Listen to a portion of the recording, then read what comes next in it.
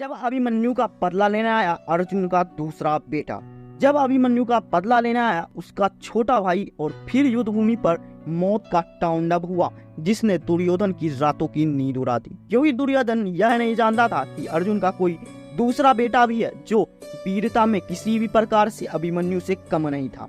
इसलिए उसको मारने के लिए कौरवों ने अभिमन्यु जैसी ही रणनीति बनाई और सारे योद्धाओं ने मिलकर अभिमन्यु के भाई को भी उसी प्रकार घेर लिया।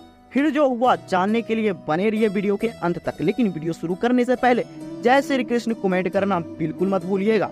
हर प्रकार की युद्ध विद्या के साथ साथ अनेकों मायावी विद्याओं में माहिर नागों का सरदार एरावन, जो अपनी शक्तियों से नागों की सेना बुला सकता था और अपनी भयंकर मायाजाल से कौरवों को एक पल में समाप्त कर सकता था। एरावन अर्जुन की दूसरी पत्नी नाग कन्या उलूपी का पुत्र था और अपने बड़े भाई अभिमन्यु के बदले की आग में जल रहा था। महाभारत के युद्ध में आते ही एरावन ने कौरवों की सेना में खलबली मचा दी। उसने अपनी युद्ध विद्या के बल पर अनेकों कौरव योद्धाओं को हराया और अनेकों योद्धाओं का अकेले ही अंत कर दिया। जो कौरव योद्धा एरावन से हारता नहीं था उसे एरावन अपनी माया विद्या के जरिए त्रास देता था। इस प्रकार एरावन की माया विद्या और उसकी विशाल नागों की सेना का किसी के पास कोई तौर नहीं था।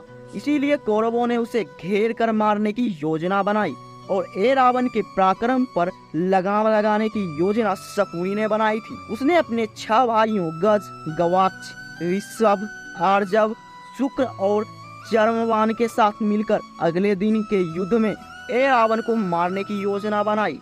अगले दिन युद्ध आरंभ हुआ और शकुनी के 2 भाइयों गज और गवाक्ष ने मिलकर अकेले एरावन को युद्ध की चुनौती दे डाली। एरावन ने हंसते हंसते उनकी चुनौती स्वीकार कर ली और कुछ देर बाद उनके बीच बड़ा ही घनघोर युद्ध छिड़ गया। तभी ऋषभ और आर्जव ने एरावन पर पीछे से हमला कर दिया और एरावन घायल होकर जमीन पर गिर पड़ा। लेकिन घायल एरावन ने हार नहीं मानी। वो तलवार के माध्यम से उन चारों से लड़ता रहा। तभी शुक्र और चर्मवान ने युद्ध में दखल अंदाजी की और एरावन पर भाले से प्रहार किया। एरावन बुरी तरह घायल हो जमीन पर गिर गया और उसे शकुनी के उन 6 भाइयों ने घेर लिया और फिर वो हुआ जिसके लिए एरावन को जाना जाता है।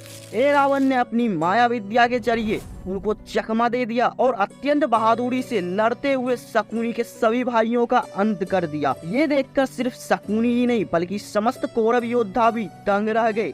उनके मन में एरावन के नाम का भय बैठ गया। जब एरावन ने शकुनी के 4 भाइयों का अंत किया तब दुर्योधन ने अपने साले सुदक्षिण को एरावन से लड़ने भेजा। दुर्योधन का आदेश पाकर सुदक्षिण ने अकेले ही एरावन से भिड़ गया और अंत में वो भी एरावन के हाथों मारा गया। इसके बाद क्रोध में दुर्योधन ने राक्षस अलम्बुस को लड़ने के लिए भेजा। अलम्बुस बड़ा ही मायावी राक्षस था। युद्ध भूमि पर अलम्बुस और एरावन के बीच बड़ा ही घनघोर युद्ध हुआ।